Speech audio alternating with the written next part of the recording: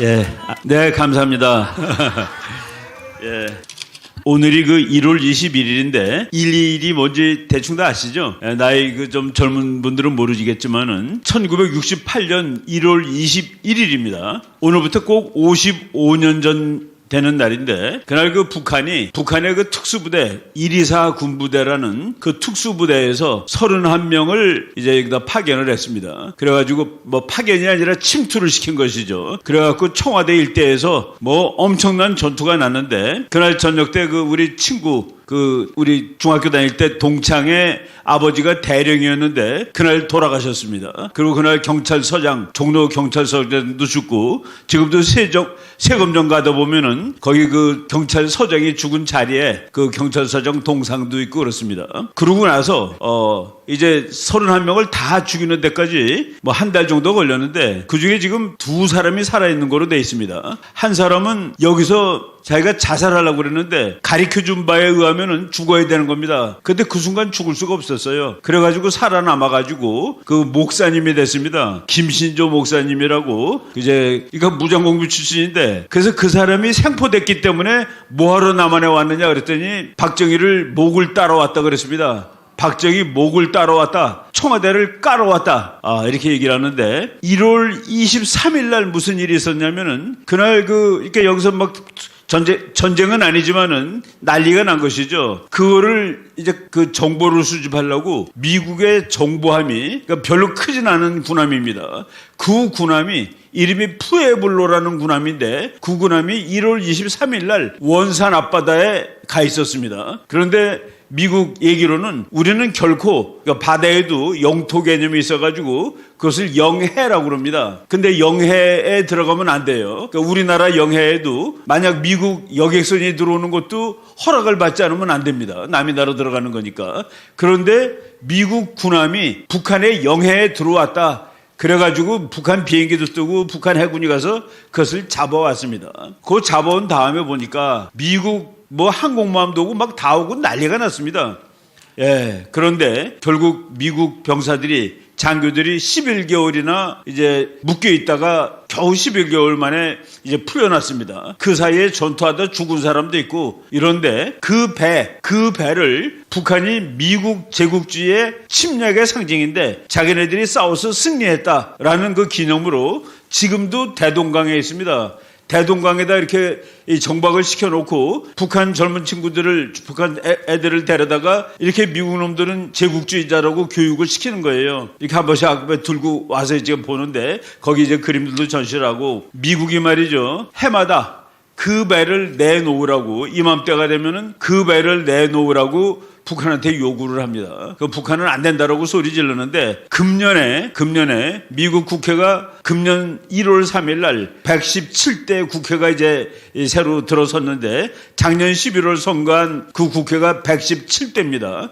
그런데 지난 55년 동안은 그냥 배를 돌려달라 라는 것만 얘기를 했는데 금년에는 미국 의회에서 결의안을 냈습니다. 결의안을 냈는데 북한에서 다시 한번 미국이 제국주의라면 미국을 다 폭파시켜 버리겠다라는 식으로 응수하고 있는데 55년 전에 미국이 싸움을 못한 이유는 뭐냐? 지금 그 일이 일어나면 그냥 가서 끝납니다. 오늘 그 일이 일어나면 내일 북한 없어져요. 근데 그 55년 전에는 소련이라는 막강한 나라가 뒤에서 북한을 버텨주는 겁니다. 미국이 어쩔 수가 없었어요. 그 미국이 소련을 무너뜨린 것이 1990년인데 미국이 소련을 무너뜨린 다음에 그때 이라크에 가서 전쟁하는 거 보세요. 그냥 쓸어버립니다. 90년 이후에는 소련이라는 미국에 맞짱 뜰 수 있는 나라가 없어진 세월이 되었다. 그래서 미국이 이제 웬만한 적은 가서 없애버립니다. 그런 상황이 됐는데 이제 우리나라도 간만에 국가 안보가 대단히 정상으로 돌아가고 있다는 생각이 많이 듭니다.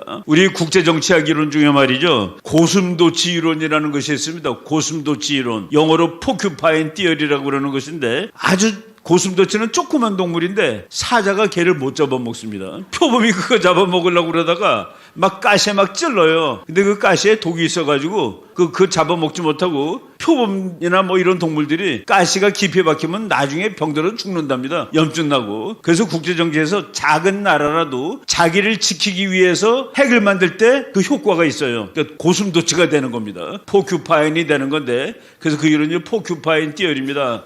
북한은 아마도 자기가 고슴도치가 되고 싶어서 핵을 만드는 것이 아닙니다. 북한은 남한을 자기가 가져가기 위해서 만드는 거예요. 그래서 고슴도치 이론이 북한에는 적용되지 않습니다. 북한은 조금 더 만들면은 미국한테 얻어쳐서 죽게 돼 있는 겁니다. 맞아 죽게 돼 있고, 그리고 북한이 핵을 만드는데 북한이 핵을 가장 못 만들게 할 수 있는 나라는 중공입니다. 근데 중공이 지금 북한 핵은 뭐 미국하고 싸울 것이지 우리랑은 관계 없어라고 하고 아직까지 있는데, 지금 우리 학자들이 우리도 만든다고 얘기를 해야 된다라고 오랫동안 얘기를 했습니다. 우리 목사님도 얘기를 하고. 그런데 처음으로 우리나라 대통령 중에서 처음으로 우리가 갖겠다라는 말을 지금 윤석열 대통령이 한 겁니다.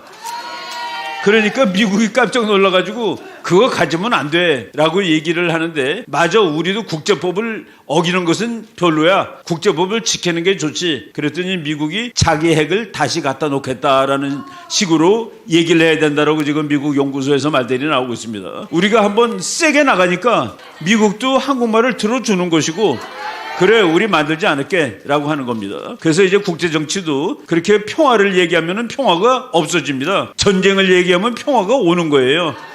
이런 식으로 우리가 이제 역설의 원칙, 그런데 이 친구들이 평화협정, 종전협정하면 전쟁 끝나는 게 아니라 미군 나가서 전쟁이 다시 시작되는 겁니다. 평화협정하면 평화가 오는 게 아니라 미군 나가서 아주 극도로 이제 위험해지는 겁니다. 김정은이 아버지가 나는 서울에 점령군 총사령관으로 갈 거야 라고 얘기하고, 그리고 자기가 점령군 총사령관으로 가면은 우리나라에 살고 있는 사람 1,000만 명은 이민 보낼 거야. 그리고 2,000만 명은 숙청할 거야. 나머지 2,000만, 북한 2,000만 가지고 4,000만짜리 공산국가를 만들 거야 라고 얘기를 했는데, 1,000만 명 이민 보낸다라는 얘기를 할 배경이 있습니다. 캄보디아라는 나라가 바로 얼마 전에 공산국가가 됐는데, 김정일이가 그 말하기 전에 공산국가가 됐는데, 폴포트라는 그 김정일이에 해당되는 놈이죠. 그 놈이 가가지고 850만 명 중에서 150만 명을 죽입니다. 이 사람들은 같이 살 수 없는 인간들이라고 해가지고.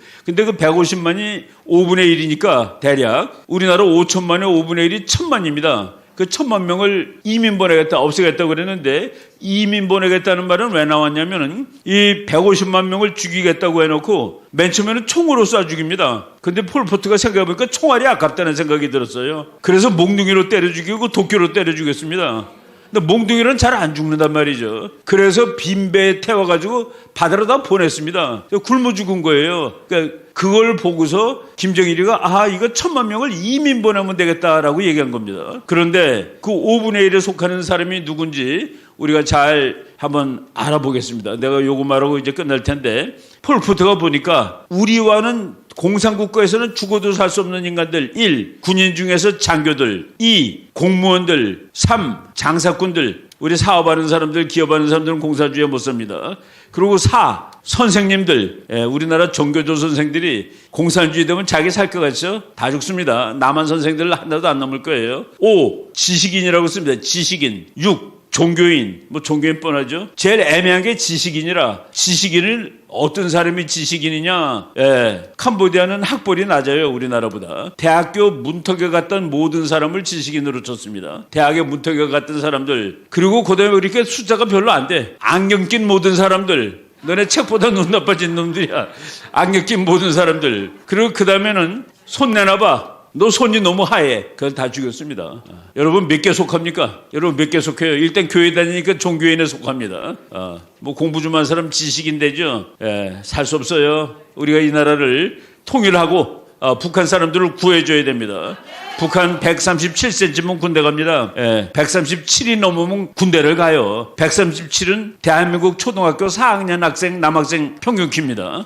이런 나라 우리가 빨리 해방하고 자유통일을 이룩해서 이들을, 우리 민족을, 동족을 다 구해야 됩니다. 통일이라는 것이 그냥 정치적인 개념이 아니라 이제 도덕이에요, 도덕. 우리 동족, 우리 민족을 살려줘야 된다는 그 일이 되는 것이죠. 그러기 위한 단계, 우리 아까 이계성 선생님이 정확히 그 단계를 말씀하셨는데, 자유통일 가기 직전 단계가 우리나라 국회에서 200명의 진영의 자유민주주의 투사들을 국회로 보내야 되는 겁니다. 우리 신혜식 최고위원 될 사람, 우리 주옥순 의원 이런 분들이 국회 가서 잘 싸워주면은 통일이 되는데 와라 그런 분들이 200명 중에 이제 우리 대표가 되기를 바라고 여러분 구정 우리 구정은 세지 않지만은 기독인들은 그래도 떡국 드시고 가족들하고 좋은 시간 보냈으면 좋겠습니다. 그리고 웅천 스님이 아까 좀 슬퍼했는데 계획표 보니까 아마들 끝에는 다 코피가 다 날 것 같은 그런 계획표입니다. 네, 잘 다녀오겠습니다. 감사합니다. 네.